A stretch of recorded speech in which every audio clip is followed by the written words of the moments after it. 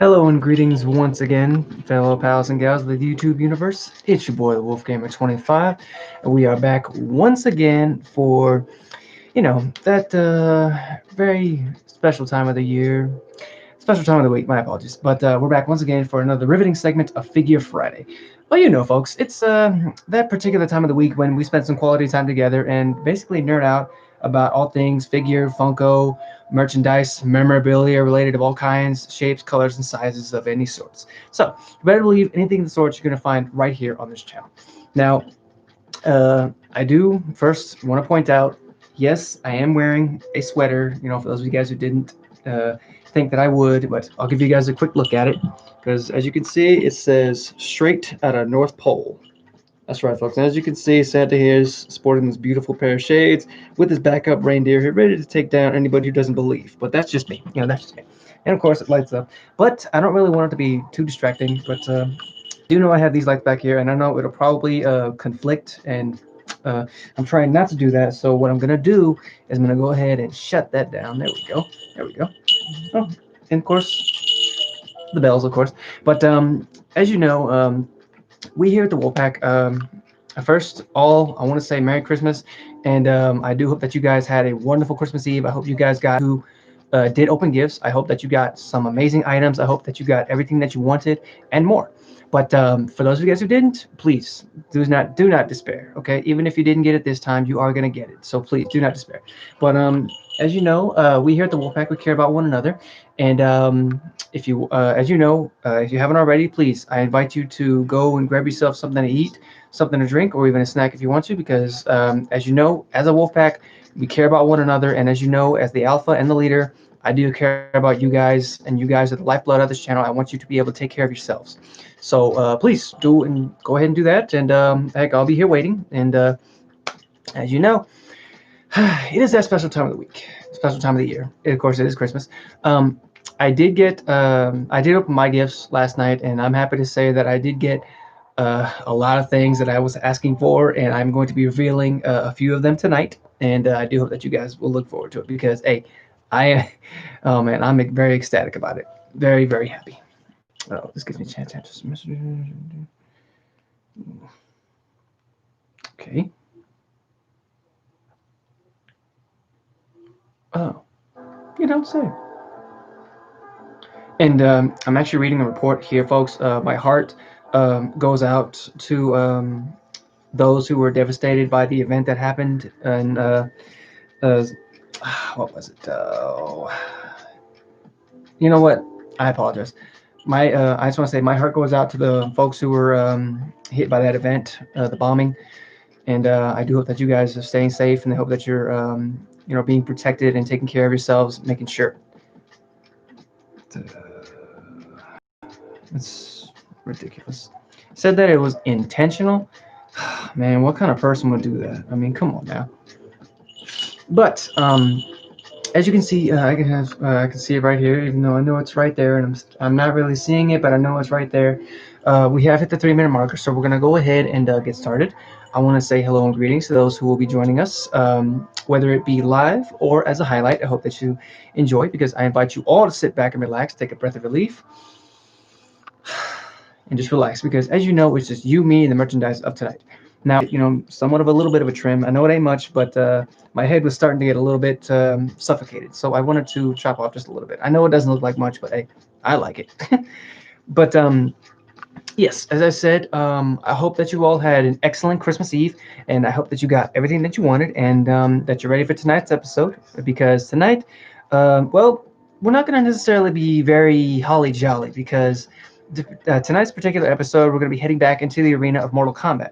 And tonight we're going to be introducing 3 new figures, and one of them, one with some much needed dentistry, the other a cold-blooded predator, and of course the other is can only be described as one of the, with, how can I put this? He has a lot of helping hands. Let me put it to you that way, a lot of helping hands. But that's not to say. We're going to be introducing each character. We're going to be getting into a little bit of history about them, give you guys a brief look at them and a description of who they are and what makes them stand out from the world of Mortal Kombat, from that universe. So, let me get the first boy ready. I don't know why you're looking at me like that. I'm not a snack, so can you please stop looking at me like that?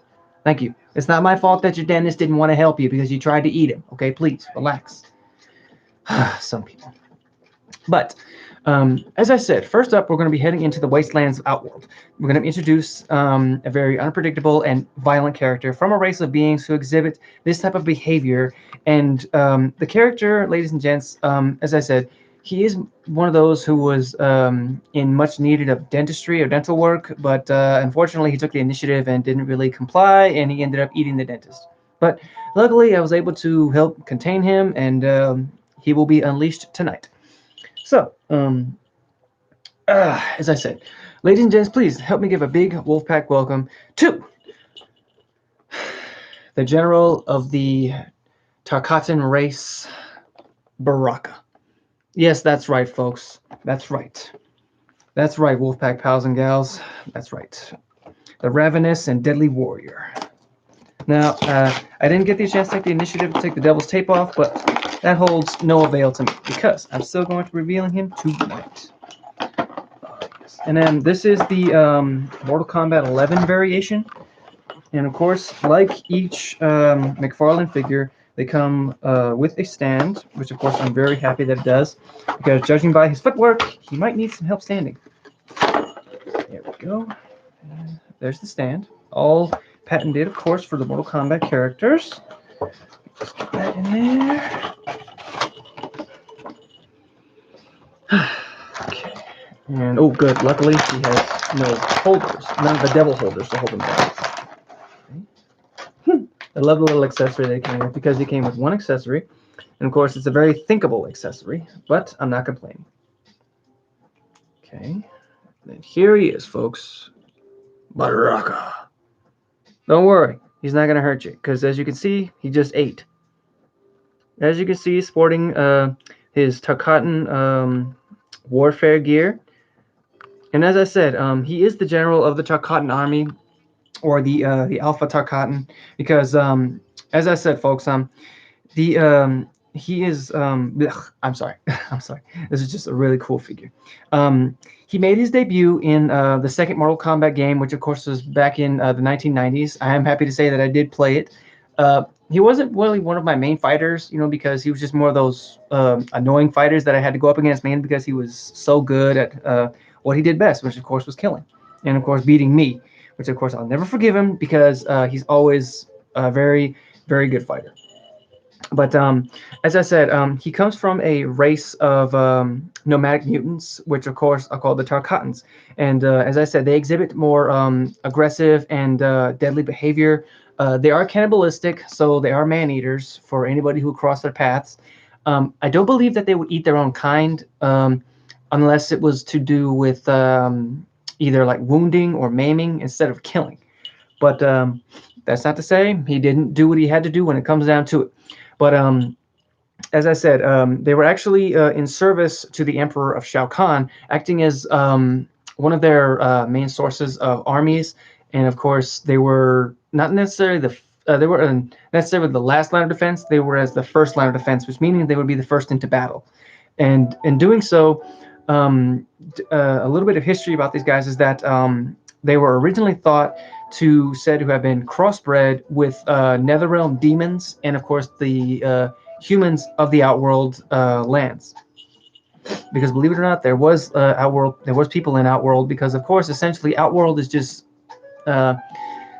it's just a place where you go when you die, or hell. My apologies for saying that, but it is true. But it was later shut down because it is now claimed that they're actually a separate race who's also they were actually conquered, by Shao Kahn, who was also who's also his master, and of course the one he serves, because he like all Tarkatans, as I said, he is cannibalistic and he possesses a pair of really long and retractable blades, or yes, there are blades, of course, in his forearms here, and they make him one of the most deadly fighters in the MK universe, not only because of the blades themselves, because of his, as I said before, his cannibalistic and animal-like and just aggressive behavior, because he is one of the fighters who will do what is necessary to get the job done, especially when it comes to killing, because he does not stray away from that, being the fact that If he can't kill you with his blades, then he'll eat your face off, or just rip it off and hand it to you. Which, of course, is one of the cool things about him, because being the MK11 fighter that I am, or that I did play, that's one of the cool fatalities, is the fact that he basically tears your face off. It's very cool, very cool. But I don't want to spoil too much for those of you guys who haven't played Mortal Kombat. I apologize. But some cool facts about him is the fact that he was portrayed by a man known as Richard DeVizio, and what's cool about that is that the guy admitted to the mask that he did wear, being that the mask, of course, was a Halloween mask that the developers of NetherRealm basically stepped up, did what they had to do, and they made it look better. Now, what he admitted to is the fact that inside the mask, it was incredibly, incredibly hard to maneuver with because it was so hot. And from the minute that he took it off, it was actually like a sauna, because right when the moment he took it off, the sweat would just start pouring. And I can't imagine the stress and strain that he had to go through, but I want to applaud him, because he did blaze the trail for one of the many great characters who continued to be in the Mortal Kombat franchise. And I want to say thank you to him.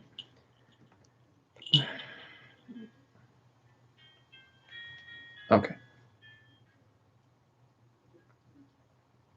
Right. Okay.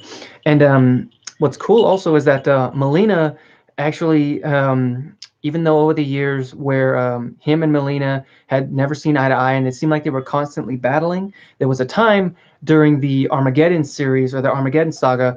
For those of you guys who don't know, that was when the boss was Blaze.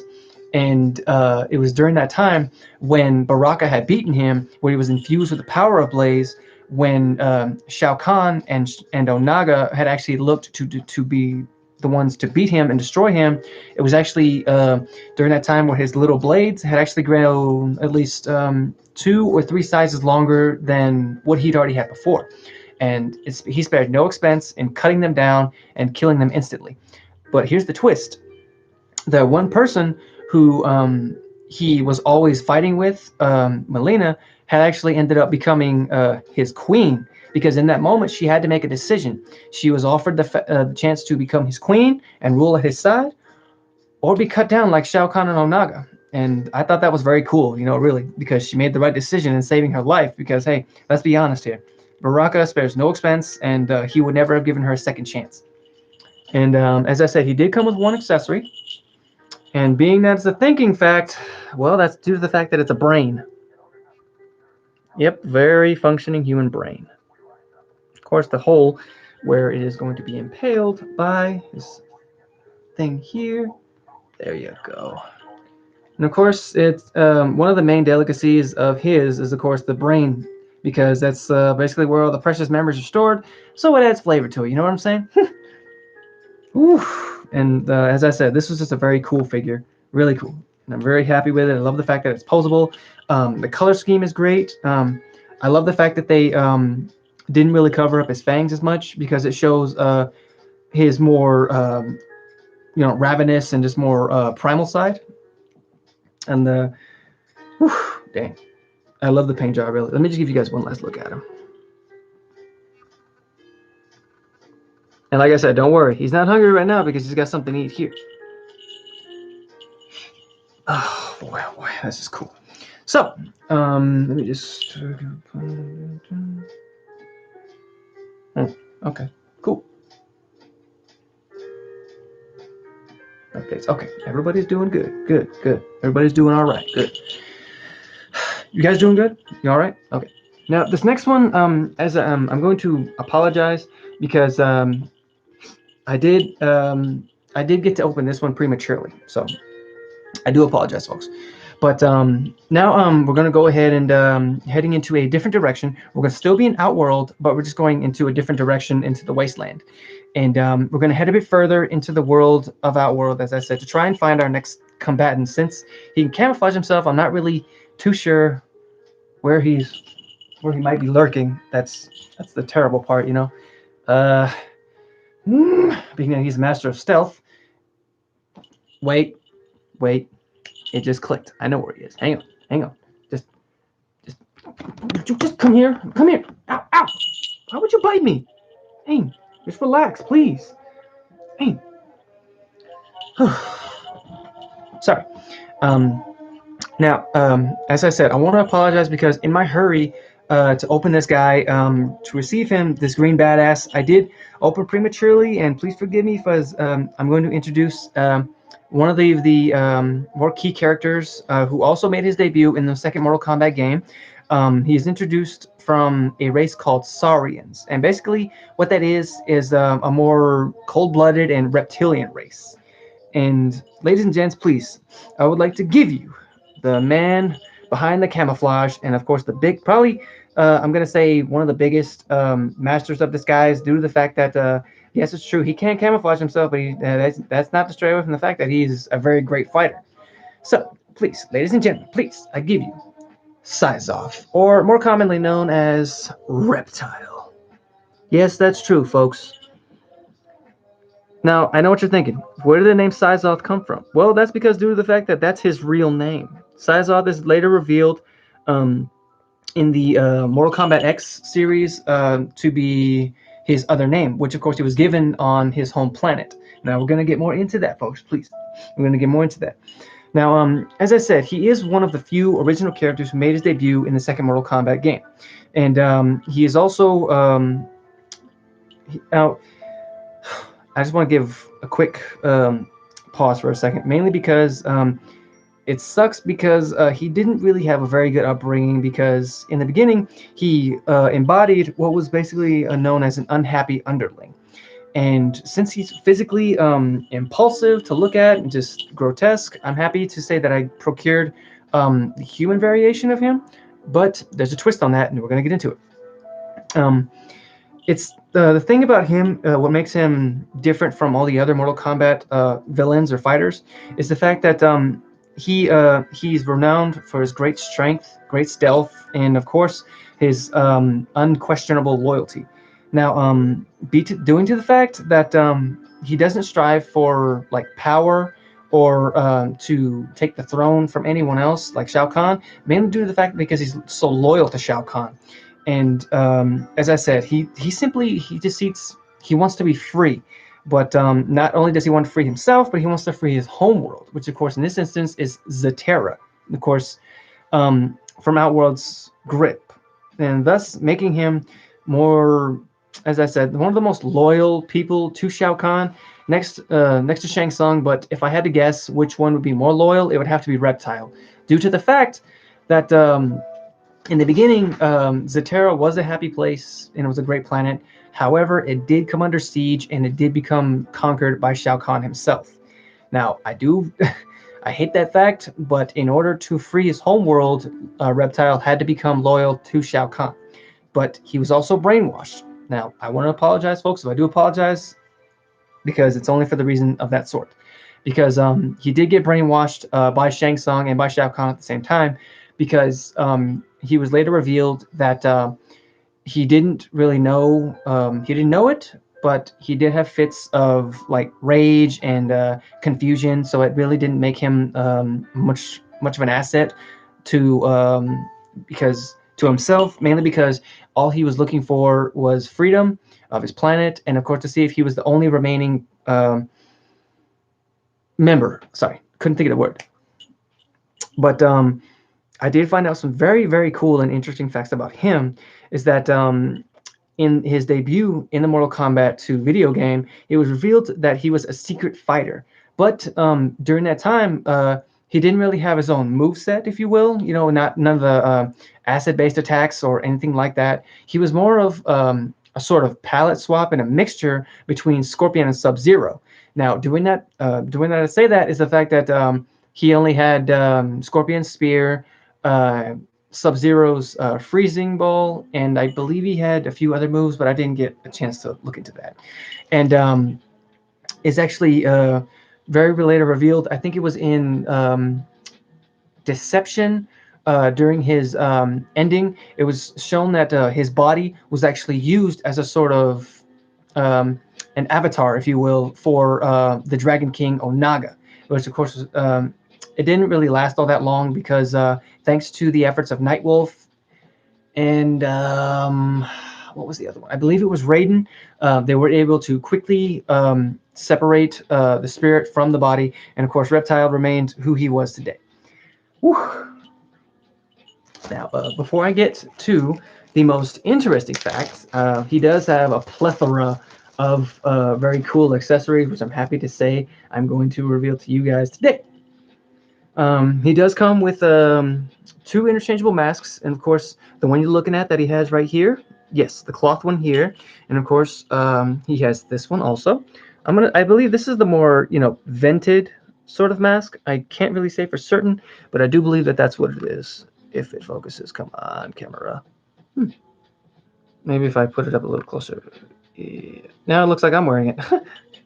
Come on, camera. It's right there. It's right there. Come on. Okay. Yes, yes, of course. And of course, what's cool about that is they actually sent us his more natural look. Now, as I said, he is a reptilian character. So, what's a reptilian character without his reptilian head? Now, as I said, um, being that he has so many accessories, that's due to the fact that this figure comes from the Storm Collectibles family, and another well-respected figure from them. I'm happy to say that I had procured. Now, being the fact that he is reptilian, he does come with this, a little accessory, and of course, is his tongue, which of course is very cool, because it also pays homage to one of his first fatalities, I believe, which of course was when he would, like Scorpion, he would take his mask off and it would reveal his lizard-like head. And of course, the long tongue was, of course, to snatch off the head and the torso in just one of the more bloody things. And he does come with these three little add-ons here. These parts right here, they go on his hands and his fingers, and of course they're acid because, as you know, him being a reptile, he can shoot acidic acid spits and things like that to either blind or damage his enemies. My apologies. And of course, this is probably the coolest part that it comes with. This part right here, because one of the more well-known facts about Reptile is his attack is the acid ball. And basically what that is that the hands would go here and here, and he would basically form it and send it at you. And in that moment where if it hits you, you would basically be plucked up and kicked up into the air, and that would make way for a nasty combo. I ain't gonna lie. And now, he does come with another tongue, and it's a sort of a shorter variation of it, and I'm happy to say that it looks awesome. And a cool fact that I forgot to point out is there are two variations of this figure, and the one I got was actually the bloody variation, because if you can see from on his torso and on his mask, he's covered in blood. Now, I think that makes it for a little bit more for his character, and it shows like a more battle ready or more battle hardened type of character. Now, about that last cool fact that I found out, it was later revealed that Reptile here, he was thought to be the last of his species, but there was a fighter who later made her debut in, it was Deadly Alliance or Deception, I believe, and her name was Chameleon. Now, she was actually a female member of his race, and in doing so, her mission was basically to track down Reptile and basically try to. This is gonna get a little weird here, but she basically wanted to track him down to basically help rebuild their race. And of course, I'm probably sure you can guess where I'm going with that. I'm not gonna go into it any further. Now, unfortunately, due to the brainwashing from Shao Kahn and Shang Tsung, it came to no avail. And of course, instead of being killed off, she was actually exiled into the Outlands, into the Outworld wasteland. Now, I don't really know what happened to her. I do believe that she is still alive. I know she's still alive, probably, but I can't comment or speculate on that because um, some say that she did die off. Others say she's just lying in wait, and others say she might make a reappearance in the world of Mortal Kombat 11 or sometime later down the line. I'm not gonna say I'm not opposed to it because that would be awesome. I have seen her fighting style, and she's amazing to fight with. Really, I did fight with her, and I won 10 straight games with her. Really, and her later revealed was killed off, not killed off, but exiled. And he does come with a plethora of new hands, which of course in each and every single individual one of them does also have blood on them. Now, As I said, I'll go ahead and show this to you guys. These little things right here, they're going to be going on the fingers, as I said. There we go. And see right there, it looks like he's exuding the acid from his hand, which of course, very cool, very cool.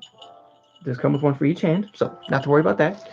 I decided to put them all in a bag, since I accidentally trashed the box, but I didn't really think to snap to it. My apologies, folks. You guys doing good? Doing all right? Okay, let me just get a quick breather here, here, and here. Okay. Okay. I hope you're ready, folks, because now it's time. It's time for the finale. That's right, folks. That's right. Let me just sit you up right there. Please don't fall. Please, you're gonna fall. Okay, I'll lay you down. I'll lay you down. Okay. It is that time, folks. It's time to introduce one of the biggest and baddest combatants who made his debut in the very first Mortal Kombat video game, and he's actually royalty. He's actually a prince. However, he's not going to be sporting any purple. So get that thought out of your head real quick. And he's a very powerful and very nasty fighter because of due to the fact of the sheer size of the character. He ranks very high in the Mortal Kombat franchise, and of course, a major ally to Shang Tsung. Being that, of course, I feel like he fought most of his battles, but Now, as I said, this is another of the Storm Collectibles family, and I'm happy to say that he is here. And I gotta say, one of the biggest figures that I have procured and that I will be joining the Wolf Pack. And so please, a big, huge, just Titan welcome to the Shokan Prince of the Shokan race, Prince Goro. That's right, folks. That's right. That's right. Now, he is a prince, as I said. So don't be afraid to drop to one knee, because let me tell you, folks, he would appreciate it greatly. Because if you do that, I'm afraid he might rip you into pieces. Whew.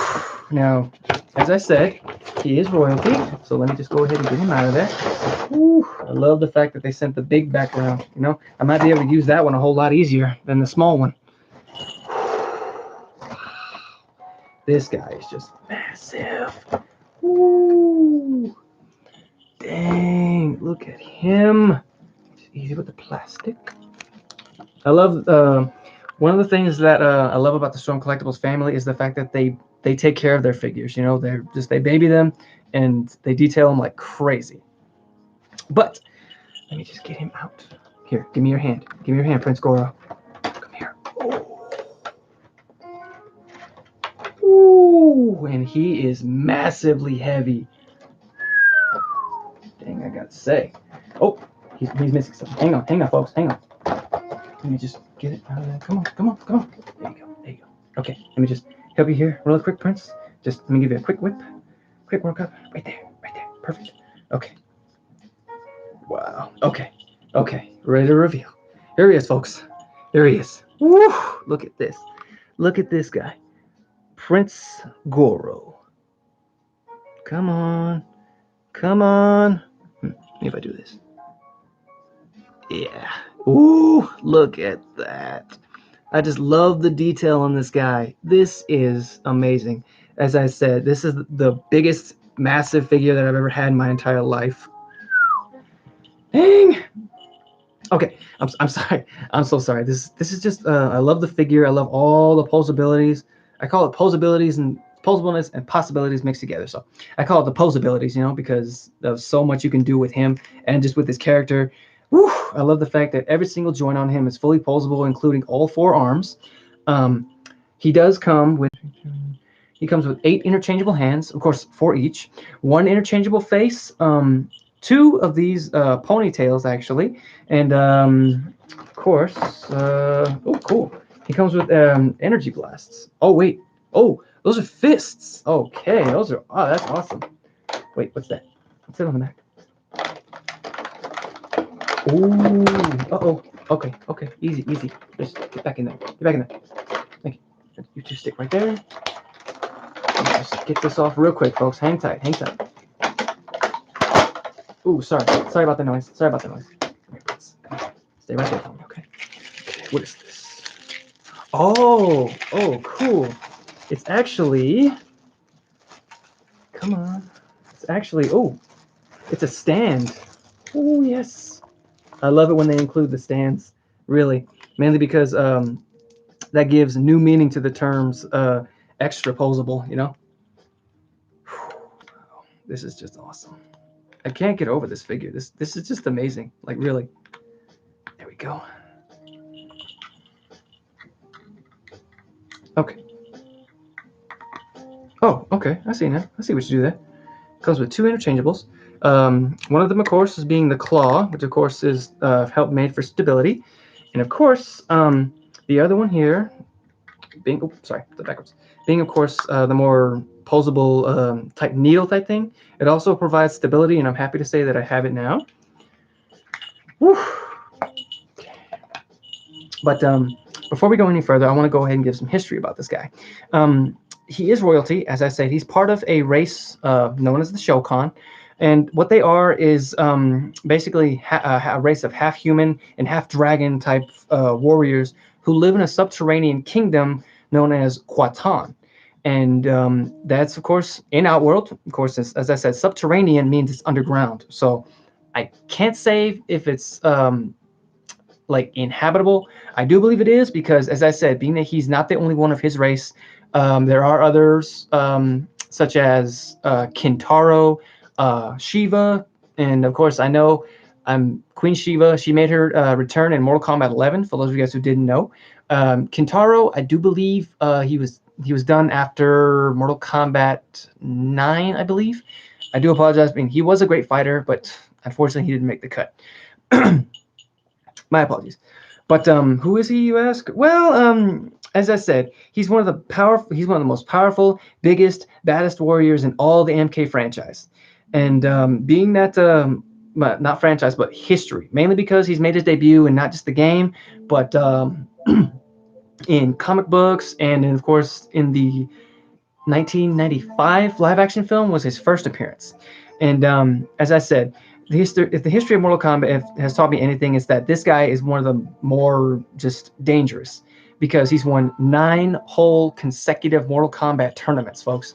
And during the fact that he was supposedly supposed to win the 10th one in the Mortal Kombat film, unfortunately, it didn't happen. But we'll get into that in just a second. Not only did he win those 9 consecutive tournaments, but he was also responsible for defeating the great Kung Lao. And of course, he was also known as the first Kung Lao. That took place in the very first Mortal Kombat tournament.